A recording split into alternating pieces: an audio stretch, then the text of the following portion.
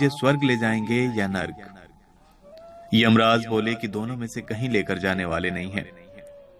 तुमने इस जन्म में बहुत ही अच्छे कर्म किए हैं, इसलिए मैं तुम्हें सीधे प्रभु के धाम ले जा रहा हूं। बुजुर्ग औरत खुश हो गई, बोली कि आपको बहुत बहुत धन्यवाद, पर मेरी आपसे एक विनती है। मैंने यहां धरती पर सभी से बहुत स्वर्ग नरक के बारे में सुना है। मैं एक बार इन दोनों जगहों को देखना चाहती हूं। यमराज बोले कि तुम्हारे कर्म अच्छे हैं, इसलिए मैं तुम्हारी ये इच्छा भी पूरी करता हूं। चलो हम स्वर्ग और नरक के रास्ते से होते हुए प्रभु के धाम चलेंगे। मित्रों, दोनों चल पड़े। सबसे पहले नरक आया। नरक में बुजुर्ग औरत ने जोर जोर से लोगों के रोने की आवाज सुनी। वहां नरक में सभी लोग दुबले पतले और बीमार दिखाई दे रहे थे। औरत ने एक आदमी से पूछा कि यहां आप सब लोगों की ऐसी हालत क्यों है? आदमी बोला कि तो और कैसी हालत होगी हमारी, मरने के बाद जब से यहां आए हैं हमने एक दिन भी खाना नहीं खाया, भूख से हमारी आत्माएं तड़प रही हैं। बुजुर्ग औरत की नजर एक विशाल पतीले पर पड़ी, जो कि लोगों के कद से करीब 300 फुट ऊंचा होगा। उस पतीले के ऊपर एक विशाल चम्मच लटक रहा था। उस पतीले में से बहुत ही शानदार खुशबू आ रही थी। बुजुर्ग औरत ने उस आदमी से पूछा कि इस पतीले में क्या है? आदमी मायूस होकर बोला कि यह पतीला बहुत ही स्वादिष्ट खीर से हर समय भरा रहता है। बुजुर्ग औरत ने हैरानी से पूछा, इसमें खीर है? तो आप लोग पेट भर के खीर खाते क्यों नहीं? भूख से क्यों तड़प रहे हैं? आदमी रो रो कर बोलने लगा कि कैसे खाएं?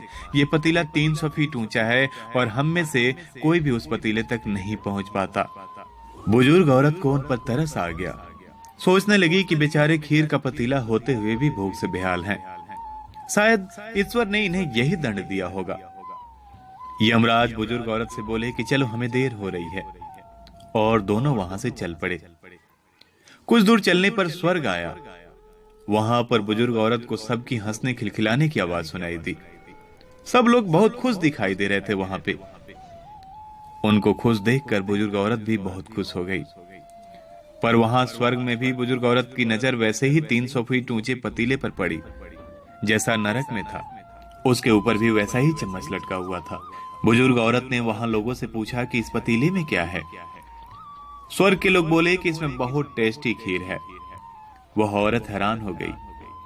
उनसे बोली कि पर यह पतीला तो 300 फीट ऊंचा है, आप लोग तो इस तक पहुंच ही नहीं पाते होंगे, और उस हिसाब से तो आप लोग को खाना मिलता ही नहीं होगा, आप लोग भूख से बेहाल होंगे।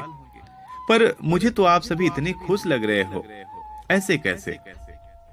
लोग बोले कि हम तो सभी लोग इस पतीले में से पेट भर के खीर खाते हैं। औरत बोली कि पर कैसे? पतीला तो बहुत ऊंचा है।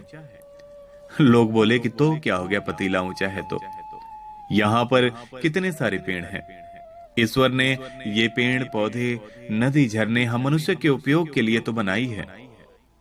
हमने इन पेड़ों की लकड़ी ली, उसको काटा, फिर लकड़ियों के टुकड़े को जोड़ के विशाल सीढ़ी का निर्माण किया है, और उस लकड़ी की सीढ़ी के सहारे हम पतीले तक पहुंच जाते हैं और सब मिलकर खीर का आनंद लेते हैं। बुजुर्ग औरत यमराज की तरफ देखने लगी। यमराज मुस्कुराए और बोले कि ईश्वर ने स्वर्ग और नरक मनुष्यों के हाथों में ही सौंप रखा है। चाहे तो अपने लिए नरक बना लें और चाहे तो अपने लिए स्वर्ग बना लें। ईश्वर ने सबको एक समान हालातों में डाला है। उसके लिए उसके सभी बच्चे एक समान हैं। वो किसी से भेदभाव नहीं करते। वहां नरक में भी पेड़ पौधे सब थे, पर वो लोग खुद ही आलसी हैं। उन्हें खीर हाथ में चाहिए। वो कोई कर्म नहीं करना चाहते, कोई मेहनत नहीं करना चाहते, इसलिए भूख से बेहाल हैं। क्योंकि यही तो ईश्वर की बनाई इस दुनिया का नियम है। जो कर्म करेगा, मेहनत करेगा, उसी को मीठा फल खाने को मिलेगा। साथ जी, यह कहानी आपको काल्पनिक लग सकती है, लेकिन यही हमारे जीवन की सच्चाई है। स्वर्ग और नर्क हमारे हाथ में है। मेहनत करें,